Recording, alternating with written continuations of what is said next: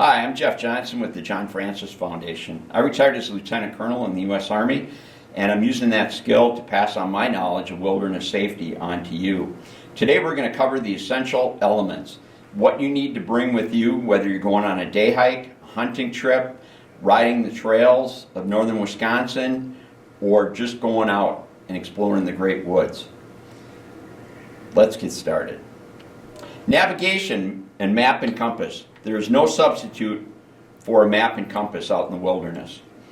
I use a U.S. Army issued lensetic compass, and it's one that I'm just very familiar with. It allows me to navigate at night because it's luminescent. GPSs are great, and I also use a GPS, but I use that as my backup. Right here I have a Garmin GPS, and I use this with great luck. And I ensure that I have my maps loaded down ahead of time, that I plan my route on there, and that I've also checked the batteries to ensure I don't have any corrosion, and that I have extra batteries as well. In the slide that you see right now is the standard orienteering compass, which is a great choice anytime you're out in the woods. Encourage that everybody has a compass that's on your team, so if you become lost or separated, or you break a compass, that you have some redundancy and you're all set to go. Electronics in the wilderness. Electronics in the wilderness is great, but there's no substitute for map and compass, as we already said. There are items out that you can have now, such as emergency locator beacons. It's really good if you get lost. It's almost become a basic item that you'll find of backwoods skiers, and it's a great tool to get rescued, but you need to make sure that electronics in the wilderness are your backup method. This is a very good book, the Map and Compass book that you see here. You need to understand the fundamentals before you go. It's not something you can just study the night before and feel that you're prepared with the map and compass. I think back when I was in Army ROTC, getting commissioned in the Army, we had an entire semester on land navigation to understand the fundamentals of intersection, resection, plotting your location, and being safe out in the woods for both day land navigation and also night land navigation. Sun protection, not too much to say on this topic. Most experts say that about SPF 50 is kind of the max. If you go over that it has limited effects on you. Great strides have been made in clothing that are available now that have sun protection that help a lot. You need to check your buddy as well, because if your buddy looks red, chances are you're red too. Clothing. This is a very good slide because it gives you the fundamentals of layering of your clothing, starting all the way down with your socks, the fact that you have a moisture wicking layer, and that you build up from there. And so with the multiple layering system that we have, that we preach, is that you're able to not have a down jacket when it's 30 degrees, because you don't need that. You use the layering system that you have to build up to the level of protection that you need for that specific environment. I always go with the basic rule of ensuring you have at least one more layer than what you think you're going to need, and then you won't be disappointed. I all too often in my youth found that I was very cold, and so as time went on, I ensured that I always had my Gore-Tex with me. Illumination, LED lights are fantastic. Spend a little bit of extra money. They're the brightest.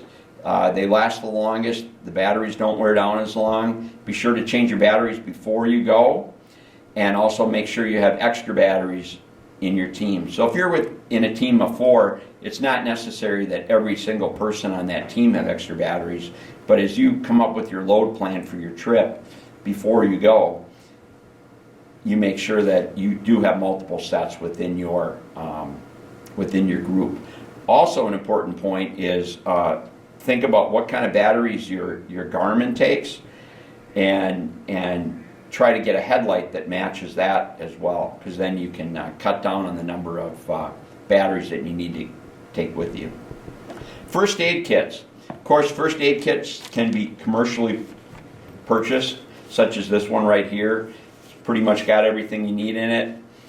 You can tailor it to your needs. I go with my own in a Ziploc bag, so if I'm going on a hike, I go in and put in the medications, the tape that I need, splinting items, and I also be sure to bring my wilderness first aid guide. I took the Red Cross Wilderness First Aid course. It's a 20-hour course, highly recommended. I've taken it twice for treks that I've been on, and they also, at the end of the course, give you a great laminated book to take with you.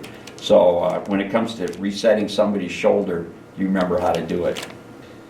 Let's talk about fire. Lighters work great, but if you get that flint in the lighter wet, it's not going to work for a very, very long time. I always go with my go-to waterproof container with matches, so that I know that if I flip my canoe over, that as long as I'm able to retrieve my pack, I know I'm going to be in good shape. Things such as flints are excellent choice as well, provided you know how to use them. And so before you go, be sure you know how to start a fire with a flint.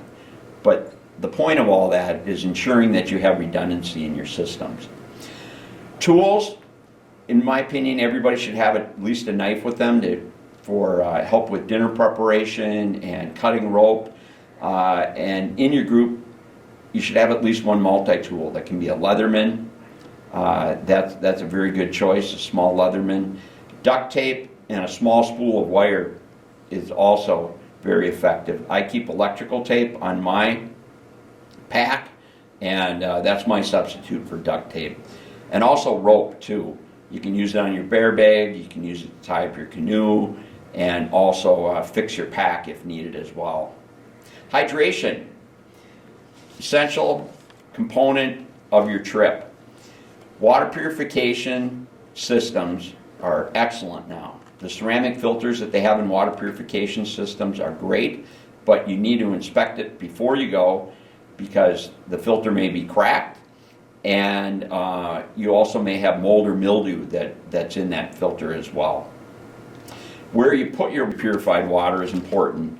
Nalgene is what I normally use, because some of the water purification systems that you have actually tie to the top of the Nalgene bottle, and that's how you're able to fill it very quickly. You could fill it to a Camelback, but that's really not what it was designed for, and it's not as effective. So you're trying to pump the water out of the stream, put it in your Camelback, which is soft as well. Nalgenes are my choice. Camelbacks are fantastic. You can take this bladder, put it in your backpack. You can go ahead and drink the water while you're on the move. The pros and cons with the Camelback is that it can leak in your backpack and get things wet. Also, you are drinking more water more frequently is the norm, but you don't know how much water you've had. So when I'm on a hike, depending on what the temperature is, I think that I should probably consume one Nalgene by about 10 o'clock in the morning. But if I'm using a Camelback, I really don't know how much water I've consumed until we take a halt and have a chance to look at my Camelback and see whether it needs to get filled up or not. So think about this before you go. Nutrition, great choices out there. The important point about nutrition is that if you're going out on even a day hike, or when I ski out west, I always make sure that I have some nutrition with me. A Cliff Bar, high nutrition energy bar that's going to get me through 12 or 24 hours if I become lost or separated. Can't say enough good things about that. And finally, shelter. Rain gear needs to be part of your layering plan, as discussed earlier. But also, if you're going on a day hike, a reflective blanket such as this is a great choice. Very lightweight, only a couple ounces, disposable if you want it to be, and can get you out of a jam and can also protect you from the rain. The other important point is tents. Ensure that you set up your tent prior to your leaving. Do you have the poles with you? Do you have the rain fly? Do you have the correct tent stakes that go along with that? If you're like me, sometimes you go 4 or 6 months before you're going out on an adventure. When you finished your last hike, those items might have become separated, so you need to get them all back together and ensure they're functioning. A lot of great books out there. We talked about preparedness before you go. Have the opportunity to read up, especially on map and compass work. and then you'll be ready for your next big hike.